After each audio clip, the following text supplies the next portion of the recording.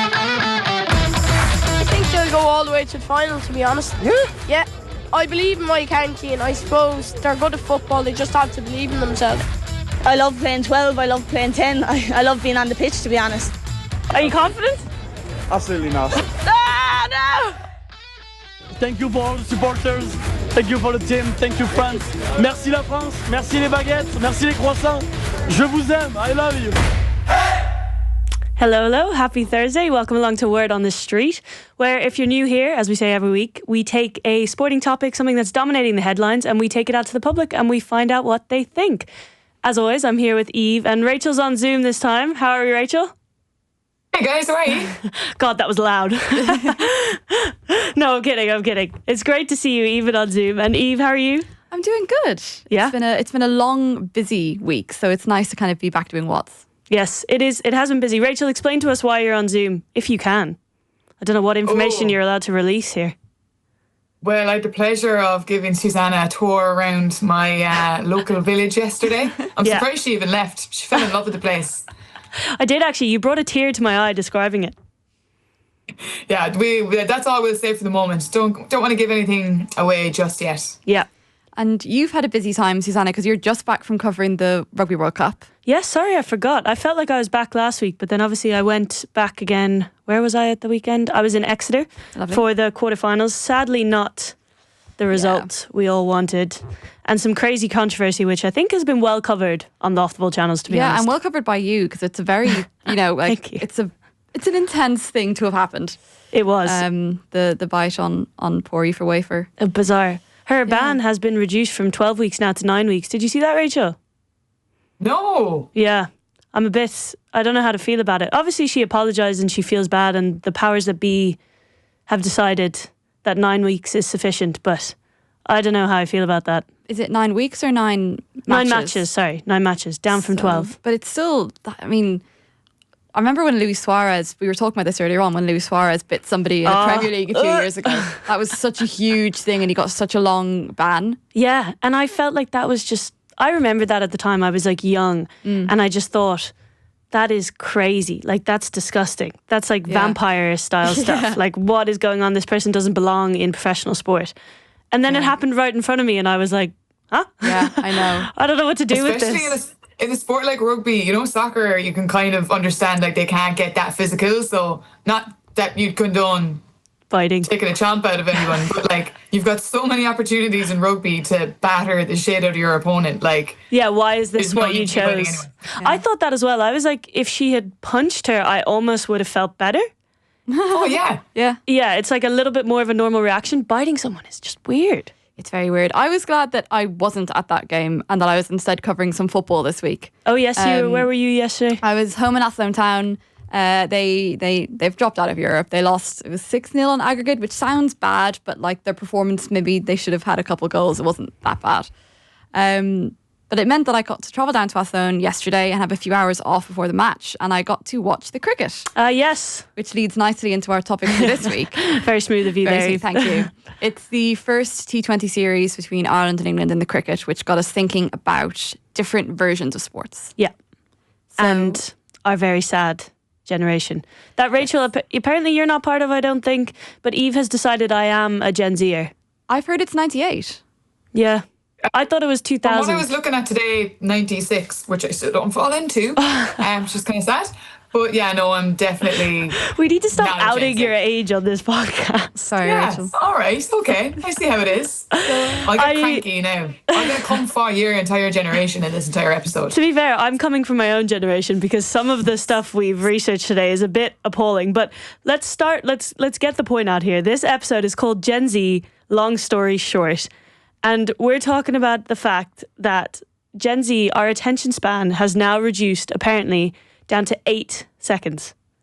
Which I want to know where the science comes from. That I believe it to a certain extent. Yeah, so we can't concentrate on any given subject for more than 8 seconds, which brought us to thinking, and there's been a lot of talk in the past couple of years, how on earth are people watching, firstly, 80 or 90-minute rugby and football games, but then even further than that, with you talking about the cricket, 5-day cricket tests. Because here's the thing about cricket specifically, and I'm outing myself as I'm half English, so I would watch a No lot of. way. I know. So I'd watch a lot of cricket. Well, that's a lie. I watch the Ashes whenever it's on, quite religiously. And the Ashes is your typical like Test cricket, which is over 5 days. It's sort of the traditional form, and it is incredibly long. Which I like. I like the charm of that. I like watching the Ashes, and in the office I used to work in, I just have my phone by my computer and I would have it on all day, and you can dip in and out of it, and it's nice. But what's happening now, Ireland are playing England in T20. Yeah. And for anyone who doesn't know what that is, it's 2020. So you have 20 overs. Yeah. I don't even understand what an over is. I'm not going to lie to you. An over is 6 balls. Okay. So the team who's bowling, 6 balls for an out, whatever. I don't feel like you need to understand the minutiae of cricket to understand that what's happening in the T20, which was established in 2003, is a shortened and condensed form where you can get through an entire match in 1 day. Yeah. As opposed to 5. And this is the whole point. It's part of this movement with not only Gen Z, but I think people in general. We have so much going on our phones and our screens and all the time that we are no longer able to sit down and pay attention to 5 days of cricket. And they know this, and the numbers are dropping off.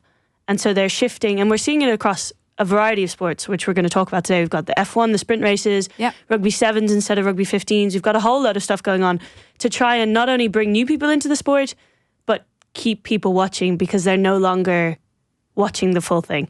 And I know you love cricket, but I like cricket. Like cricket. But I had to reach out. I have a family full of cricket and I am surrounded by it all the time, which is really bizarre because I cannot watch it. Really? I would watch for like 5 minutes and like, oh, that was cool. You got a 6. But like my attention span is a classic Gen Zer. I can't watch it for more than like 10 minutes. So I reached out to my good friend Henry. He's from New Zealand, which isn't like a massive hotbed for cricket, but it's a lot bigger than it is here, I would say. Yeah. And he was kind of explaining why T20 has come in and how he feels about it. Traditionalists when it comes to cricket, and actually most people who have sort of been around and watched cricket their whole life would say that Test cricket is real cricket and it's the best kind of cricket. But at the same time, playing any sport for 5 days, especially one that's as slow as Test cricket, is never going to be sustainable in a world where there's so many other competing forms of not just sport but entertainment. So T20 cricket it's a good product to bring into the sort of new Gen Z world where everything is fast paced. For most nations outside of Australia, England, India, every test series loses the money. Some of the smaller nations, they get no one in the grounds, no one's watching on TV, there's no money to be made. So it's dying a very slow, well, not even that slow, but a very gradual death. And so, like, on balance, it is good that T20 cricket has come around and it's replacing it. Like, it's keeping cricket alive. Plus, it's also good that you can have these sort of international tournaments that are all over in the space of a month, like you do have for the sort of Rugby World Cup or Football World Cup and stuff like that. Like, cricket's in the Olympics now, you know, which you definitely couldn't have with Test cricket. Did you know that cricket is in the Olympics? Or it's coming to LA 2028? I did not. I didn't know that either. Rachel, did you know that? Not until today. Yeah. I learned so much today. No stuff, so did I. But so cricket in its T20 form will be in LA 2028, which shows just like the mass popularity of the sport, because they wouldn't be bringing it into the Olympics if it wasn't gaining traction quickly. And I mean, T20's been around now for over 20 years. So, I mean, anyone who's kind of watching cricket now, it's been such a fixture of what the sport is kind of turning into. And you still have people like Henry who feel that while it's here and here to stay, it's not like pure cricket. What you have in the recent years, so this is like since 2020, 2021, you have something in England and Wales, a league called the 100. Oh yeah, so you were telling me about this. This is like, imagine T20 and then cut it in half. So we're getting even shorter. We're getting even shorter. Is something I can get on board with. So the 100 is an 100 ball format. So matches only last around 2.5 hours. It puts it right in with the likes of football or F1 in terms of like how long you watch it. I've spoken to a lot of cricket purists who hate the concept of the 100. It's not the pure form of cricket where it's, the mind games and the drama that can intensify over 5 days is unlike anything you're going to get in a 100-ball format. And I understand where the purists are coming from. And I love watching the Ashes and the 5-day tournaments. But the 100 is so much fun. Yeah. It's exciting, it's exhilarating. You will see risks being taken more because, you have to, if you want to beat your man, you only have a very certain amount of time to do it, to beat the other team. And it's obviously aimed more towards young people. And you've seen, it was free to air on the I want to say the BBC, but it could be Sky, but it was free to air on UK television anyway for the past few years. And it's been hugely popular, Yeah, well, I thought Henry was really interesting because I thought he was going to come at me and be that purist and tell me why it sucks that T20 is taking over. And because he's a massive lover of cricket, he's watched it since he was tiny. But I thought it was very somewhat impressive that he was so realistic of the fact that my sport is dying off. This is replacing it and it's still cricket. And if it's going to die, at least we have something coming through. Yeah, I would view it as, oh yay, more cricket. Yeah, but I suppose you're losing a format of the game. It's as if Rugby Sevens came through and there was no more 15s. Or at least far, far less. Yeah, which I think that's what's interesting. I understand it in the sense of cricket because people weren't watching the tests. Yeah. So they needed something. Cricket is misunderstood. Oh, that's a statement. I'm not a massive cricket fan, but I've never even given it a go. But I'd automatically, because it's going to go on for days, you've got a reflex opinion of, I'm not going to enjoy that. That's boring. Yeah. Whereas it's kind of just not even that it's shorter. It's nearly probably a rebrand for cricket to get people into it. And then they're like, I could watch 5 days of this. Absolutely. Yeah. Let's sit down and have a roast dinner in the middle of a sports event. And you get a highlight reel of, as Eve was saying, T20 and 100, it's more exciting, it's more aggressive. Yeah. You've got people going for the big shots all the time because they don't have to play the waiting game that you do in the longer tests. Yeah, exactly. So someone sees a highlight reel of this on YouTube, as we know, I think I wrote somewhere that 95, or no, that's a complete lie, 93% of Gen Z sports fans consume their sport online through digital content. So we know that that's where they're getting their reels, their TikToks, their YouTube highlights. But then what can drag them in to bring them to a sport? As you said, I don't know. From talking to Henry, he certainly seemed to think that Test cricket wasn't going to make a return, that T20 was going to take over. I think it has. I think, it's the most predominant form that a lot of countries will play. And I think making a big spectacle of Test cricket when it comes around, something like the Ashes or England played India this summer in a Test series, it makes them more important, maybe. We talked to, in amongst the various people that we talked to this week, we talked to Simon today, and he was talking kind of like what you were saying about, our attention spans and how that affects the sports that he watches, which would, I think, primarily be rugby. He was a rugby player, rugby player. So I'll play this for you now. Do you think it's an effective way of getting younger people to watch sports? Yeah, because a lot of people nowadays, they have kind of short attention span. I think from watching TikTok and stuff even. Sometimes myself, I find I can't watch a 2-minute video. I just find myself scrolling. So I think having shorter matches get more people to start watching it, and then once they start watching more of it, they'll start watching the longer games and the bigger type of teams and stuff like that. Okay, so you want to keep the longer form, say of rugby for example, you want to keep the 80 minutes, but sevens is a good way to attract people in. Yeah, definitely, yeah. Okay. So you would still sit through an 80-minute rugby match, no problem? Yeah. Yeah, I feel like I agree with him, but I'm just not sure. I think that works in rugby when the longer format of the game is still the more popular one. And it's still the bigger one. And rugby sevens, if anything, is on the way out rather than on the way up. That's what surprises me most, because we've seen something like T20 in cricket almost taking over. And yet rugby sevens has, especially in Ireland, the programme for the men is gone. Yeah. Well, I think rugby sevens was more about the fanfare of the event than the rugby itself. I think we had a comment in from someone on WhatsApp that was saying, yeah, for me, it's a massive thing of taking the time to enjoy the sport. Sure, fanfare around sevens is great, but I like going and watching for the sport itself. As long as the teams are a good standard and the commentary is top notch, I could sit and watch sport all day long and would prefer it to a 20-minute blast. So Yeah. I feel like, I don't know, that's actually a contrast to the argument for T20.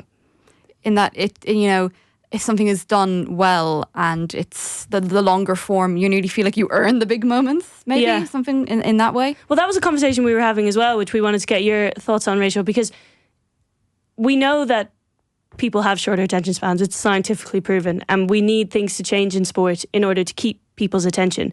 But for example, the GAA this year, was it this year or last year? They changed the rules to make the game itself more exciting, rather than necessarily shortening it or affecting or impact, like changing the length of the game. They decided to change the rules. And that's another avenue that has really worked, hasn't it?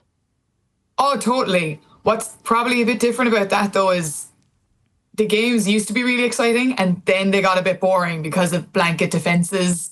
So it's like we knew what we had and we wanted to get back to that instead of starting off with something that's saying, oh, this isn't working, we need to change it. It's like we've now returned to exciting Gaelic football. Now it's a completely different game, obviously, and I think it's unbelievable, but it's almost a different model because it's like, when you've tasted something and you can achieve it and then it's gone.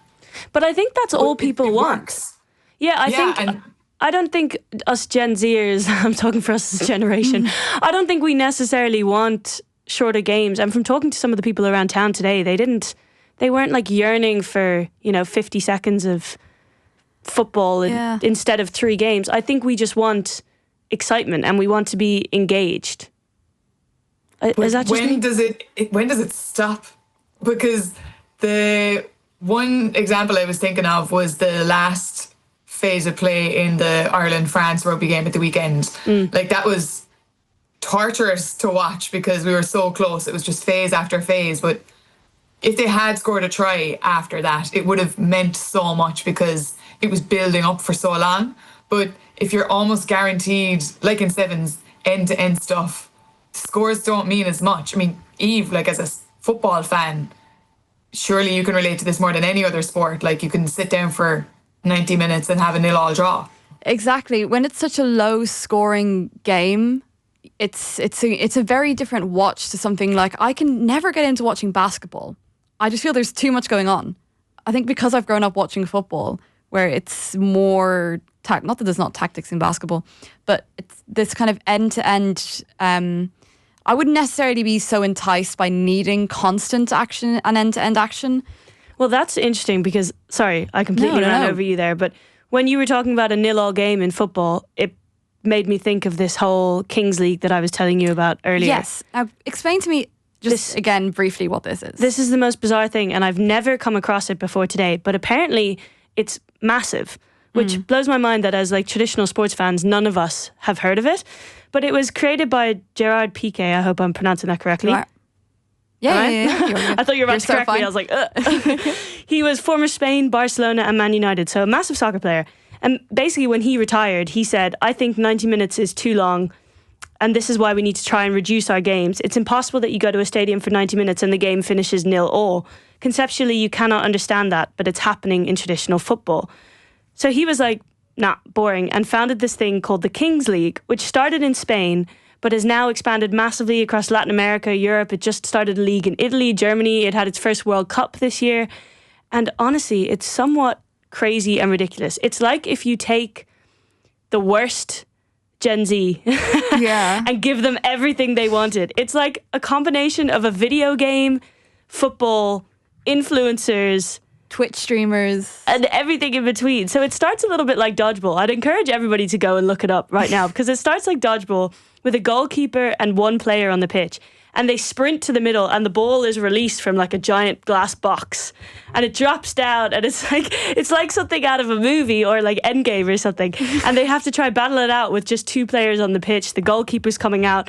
And then after a certain amount of time, they're allowed to bring in another player and another player until I think it's 7 on side. It's 7-a-side, it's like something you dream up of in like the yard in school that just keeps growing legs and legs and legs. It's And they have, like, actually now the chairman can come in and score a penalty. Yeah, and they have Which is one of the giant rules. dice floating around the place. Like, they're just making it as crazy and interactive as possible. And they've got ex-footballers kind of running the teams. They've got a whole draft system with a virtual economy. They've got influencers in there. They just have created like a 15-year-old TikToker's dream. It has, because I had not heard of this, and it made me feel very old because I'm 23. I'm not that old. I was looking at some of the videos and I was looking at some of the background to this, and it's so foreign from my understanding of football and how I engage with football online. But it's huge. It's gotten massive. Yeah, like people, like I don't have the figures in front of me, but hundreds of thousands of people, millions are watching it. The hundreds of thousands of people, like in the highlights of it on YouTube. It's really funny. The first thing when I looked up Kings League was Kings League highlights. Yeah. So you're even shortening So they can't down. even watch the full thing. They've shortened it and they still can't watch. No. I don't think I will be tuning in anytime soon, but that's just me. But their Kings League Spain, I just had a quick look, has like millions of subscribers on YouTube. So yeah, well, I suppose it's the ways in which you're engaging with watching sport is changing so quickly. We were talking as well about how people are watching football, and this year, Mark Goldbridge, he's a Man United YouTuber and streamer, so people will watch him watch Man United games, kind of like a Gogglebox thing. He's gotten the rights to stream Bundesliga matches, so German football, and it's just such a different way of conceptualizing how to watch the game, and how, like, growing up playing and watching football, it's just something that I never would have thought to engage with that way. But obviously it's there for a reason. That's how people are watching kind of frightening. And those people who, like you were talking about, who stream and they react and people watch them react, they're the ones doing the commentary of this Kings League. Yeah. And it's working because people already know them from the online sphere and they're following them to this new sport. But I do worry in situations like this where, you know, it doesn't have to be that specific streamer that I mentioned, but anyone who's making this type of content, it's all gearing around, that's how they make money, that's their job. It's not like they're paid a wage or anything. So the desire to be sensationalist, the desire to be clickbaity, and to maybe it's a whole different way of engaging with football. And I'm not sure that I like it. But then again, I could be currently the oldest 23-year-old on the planet. So no, I find this really interesting because I think, well, Rachel, we haven't had the chance to talk to you all day, but I don't think either of us are advocates of this whole sensationalist, shorter version of sport. We still like our traditional sports. If someone said gun to your head, Test cricket or the 100, I would choose Test cricket all the time. But Rachel, how do you feel about the likes of the Kings League and all these things popping up? Are you engaged by them? Not so much. No, scared. It was a bit dystopian looking at the Kings League. Even the website, I also felt like old Eve. I didn't even know how to like navigate the website to get myself to watch a video straight away. It took me a while to figure out if it was a game or actual physical players playing it for a while when I was looking it up. I know, it looks like a video game, doesn't it? It looks like a video game, and you can understand how if you're growing up watching that, how 90 minutes of football would then seem like the most boring game in the world. But a lot of the people that you seem to talk to on the street today always came around saying, oh no, but I'd still prefer to watch the full version. But if this is what you're getting fed onto your phone, like, you know, we're all as guilty as each other, you're going to watch the shorter snippets. But I'm still there for the long haul. Yeah, I like the misery, you know? Exactly. I wanted to ask, because this is something that I've heard a lot of people kind of our age say, like, I don't own a television. Oh, yeah. That if I was to watch sports, I'd like have it on my laptop and I'd watch it kind of through whatever, the Sky Go app or something like that. Or I'd be watching highlights on my phone or something like that, because young people don't own televisions anymore. Like, how are you most engaging with watching sports, even if you are sitting down like Rachel to watch a full camogie match?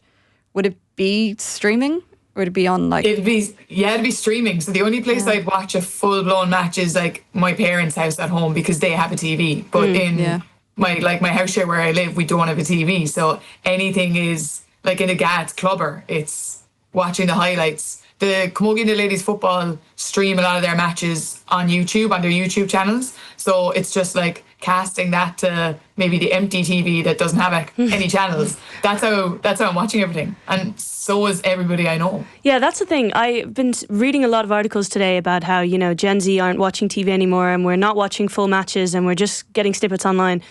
But at the end of the day, are they counting all the ways in which we are illegally streaming sports and the ways in which we are watching on YouTube? And I think you mean allegedly, but of course, continue. I didn't mean we as in me personally. I meant we as in a generation. The royal we. The royal we. But yeah, I don't think those are counted in the TV viewerships. So they're taking this figure that's obviously going down because, as you said, we don't have TVs and we don't tend to pay for TV subscriptions. We're finding other ways of watching. I don't think that necessarily means we're not watching the 80 minutes anymore. This leads me on very nicely to something that came out in the past kind of week in the world of Formula One, where the F1 CEO, Stefano Domenicali, he basically said that F1 needs to prepare itself for the future of how young people are engaging with the sport. And the example he used was that young people are watching more YouTube highlights than they are watching full races. Now, an F1 race is around 90 minutes. And I found that interesting because, yes, it's true. When you look on F1's YouTube, the highlights that they get are viewed tens of millions of times. But it's because it's free, surely. Like, if you want to watch F1 in this country, you need a Sky Sports subscription if you want to watch it, like, live. I would tend to watch F1. Me and my friends watch it in a pub every week, and it's like a community thing. It's very nice. And I think it's a bit of a naive way of claiming on how young people are watching the sport, but that's not stopped F1 from what they plan to do, which is try and make the sport as engaging as possible, how they think young people want to engage with it. So what they've introduced, if it's been in place for maybe 3 or 4 years now, is sprint races at around 6 Grand Prix a season, which means that instead of having what typically happens at an F1 weekend, which is 3 practice sessions, a qualifying, and then your big long race, they will have 1 practice session, a qualifying for the sprint race, a sprint race, which is half an hour long, and then a normal qualifying session, and then the actual race on the Sunday. That's a lot. It's a lot. And it's supposed to be, you know, encouraging people to watch this shorter format. It's quicker, it's snappier for the young people, for the youth. But clearly you're not including yourself in the youth there. I find it all the a way bit you looked tacky. at me. I was like, I find it all a bit tacky. But we got a voice note in from Rachel who explained a perspective on sprint races that I actually hadn't really thought of before. I can't say I'm a fan of sprint races. I think it's enough of a time commitment to watch a normal race weekend without the addition of a sprint race and qualifying for that sprint race. Generally, I don't watch sprint races. I suppose you could say like they're intended to showcase more dynamic and exciting racing, but with the points that are on offer, the risk taking just isn't incentivized. And it puts unnecessary strain on the drivers and mechanics and even the team's budget. I would be of the opinion that it detracts from the main event on Sunday. And personally, I enjoy seeing how various strategies play out, and the sprint race is completely devoid of that. It doesn't really seem like a natural extension or progression of the sport, but just a weird spin-off that was kind of cooked up in a boardroom. A weird spin-off that was set up in a boardroom is probably my favourite way of describing the kind of current state of F1. If anyone out there remembers, and I know don't mention the war, but Abu Dhabi 2021, which you don't have, I don't know if you have any context. Is that the one where Verstappen and Hamilton got in a big fight? Basically, they kind of remember that. It was huge, and they kind of let all the cars relap themselves between Hamilton and Verstappen to set up this like one lap showdown, and it's this kind of incentivizing viewership and drama over the actual quality of the racing that annoys me. And it's true, like what Rachel said, there's actually so much more F1 to watch at the weekends. It's exhausting keeping up with it. I'm exhausted.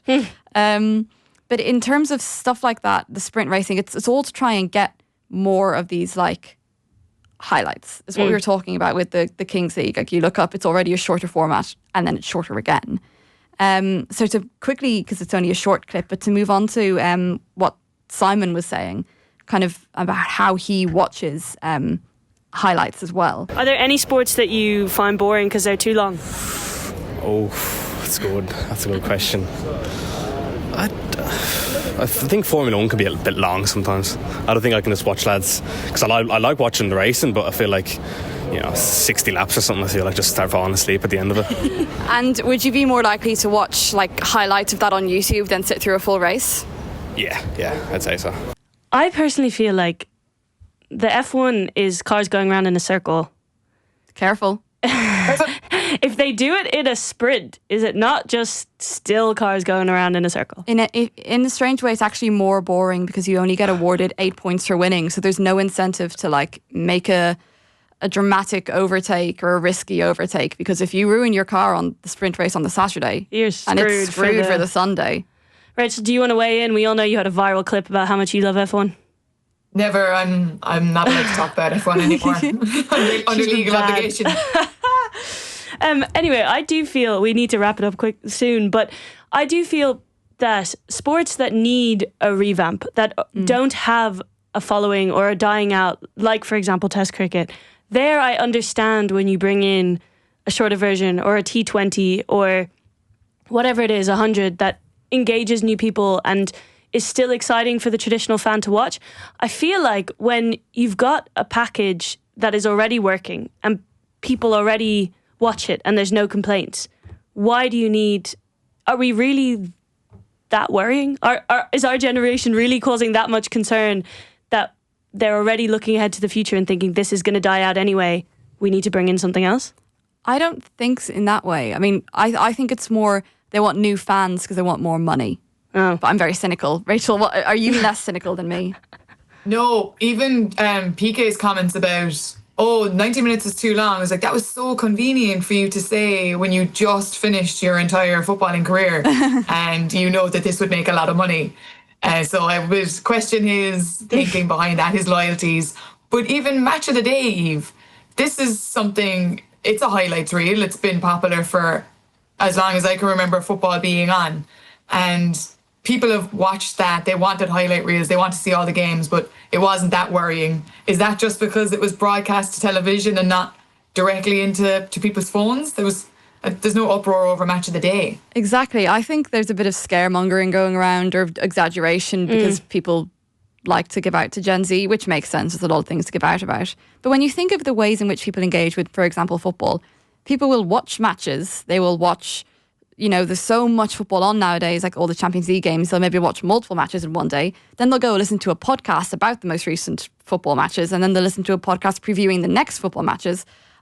In a way, people are watching and engaging with sports more than ever before.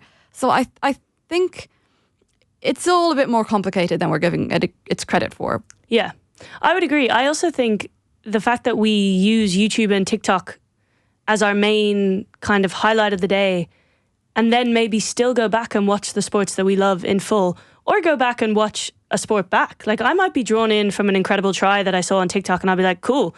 Or I listened to that actually happened to me in the car the other day. I listened to a podcast about